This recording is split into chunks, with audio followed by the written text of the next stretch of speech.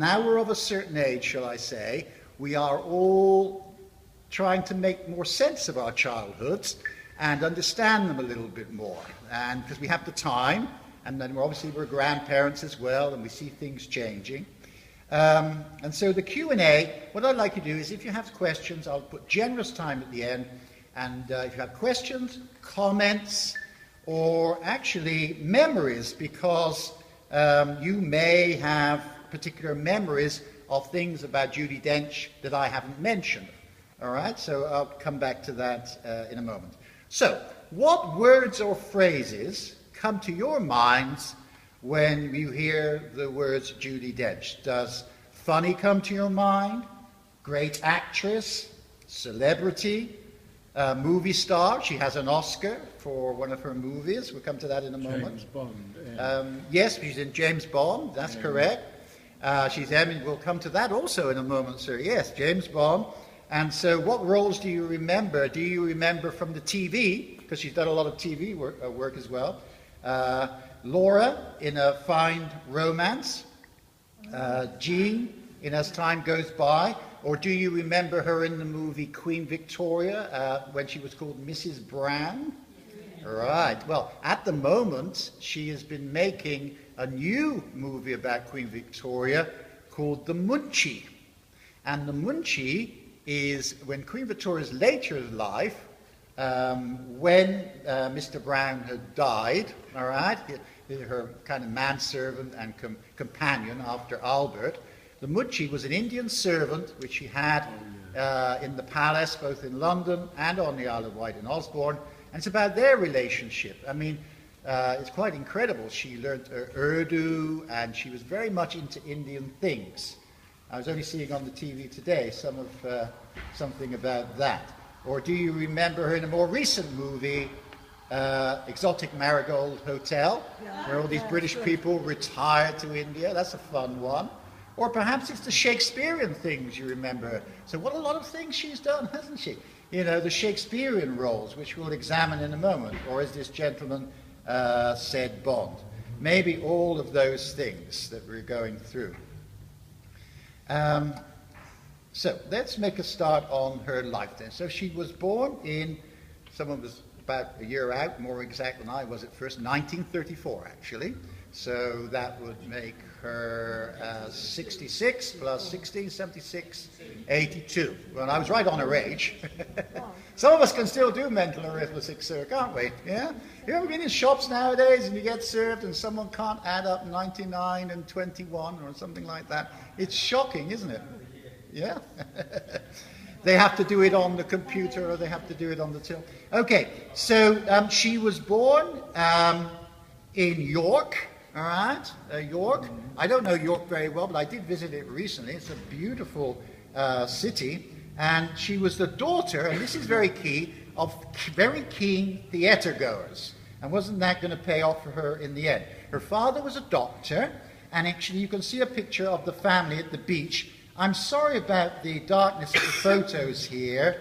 This is a bit like watching the BBC in 1938 before we actually got any clarity on the picture. But it gives you a general idea. Her father's there, her mother, Judy's right on the far right, and then a brother who also went into acting.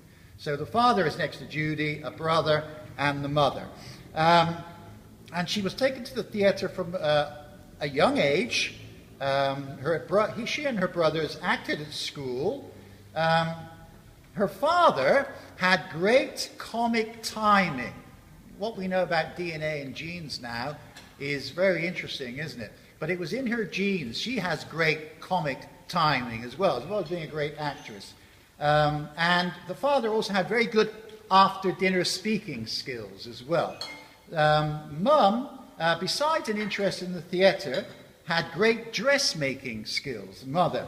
And Judy loved dressing up. She was one of those people that in childhood liked dressing up a lot. And after, when she was young, seeing the film Henry V with Laurence Olivier in, her mother made her a dress as a French princess with all that beautiful, I think it was Catherine, the French princess Catherine with the beautiful ermine around there. So mother made her one of those dresses. And she says, she's quoted as saying, she never dreamed that one day she would play that role on the stage, which eventually, of course, she did do. She originally wanted to be a ballet dancer, and the parents paid for her to have ballet lessons. You can see a picture of her right at the last row, bottom right-hand corner. I believe she's in the center, and she's got her ballet shoes on there. That's an early photo. And then she went to a boarding school in York. Why exactly she went to a boarding school, because she was living in York, I don't know. Although it did happen to me in Bristol, because I was born in Bristol. And although I've worked in the US for 20-odd years, and I do have US nationality as well, I have dual nationality. You may hear that in my voice a little bit. When I was in Bristol, my parents were very busy as well, and they sent me off to boarding school. And sometimes I thank them for it, and sometimes I don't. But overall, I'm still trying to get it straight in my mind, that part of it, why they sent me out of the house. But anyway, she went to boarding school, but that boarding school had a great theatrical tradition. And it's interesting that a part of her philosophy about life and acting, what she feels about awards for people doing well. And I'm going to quote exactly what she says, because she's universally recognized as such a nice person, such a wonderful person to act with, very open.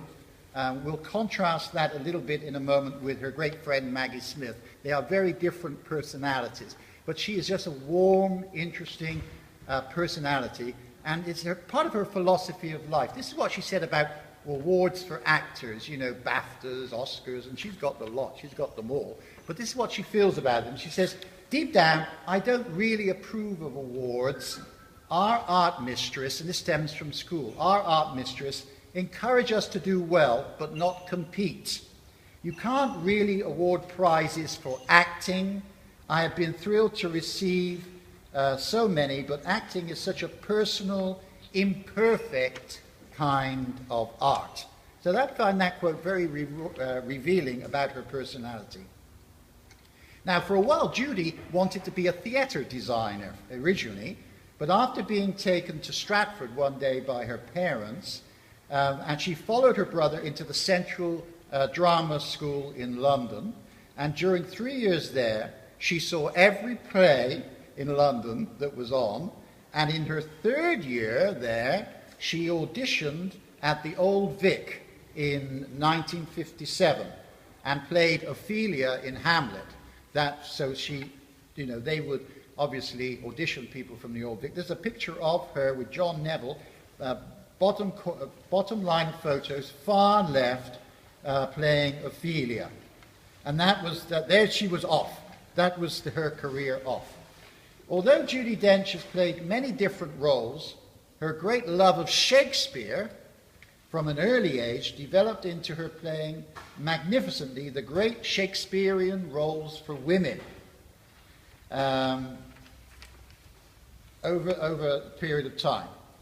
She lived actually in Stratford for 12 years with Michael Williams, her wife, and again in that bottom row of pictures you can see Judi, a little bit of Michael Williams. We've got a picture of him across the other page as well. And their only child, Flinty, who was a girl, only one child.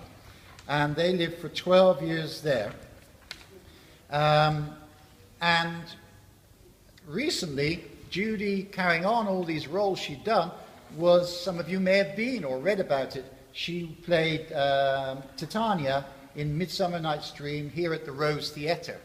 And she calls the Rose Theatre one of her favorite theatres which are here.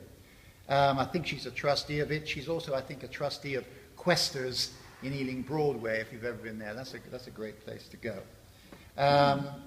And she played last year, or was it this year? I can't remember. Everything rolls into one. The 400th celebration of Shakespeare's life. She played a big part in that. There's a wonderful scene at the end when all the great actors are coming out and they're doing the line from Hamlet, to be or not to be, okay? And she does it, And then Prince Charles comes out of the audience and gets a big round of applause for trying, I suppose. And he does it, and he does it very well. And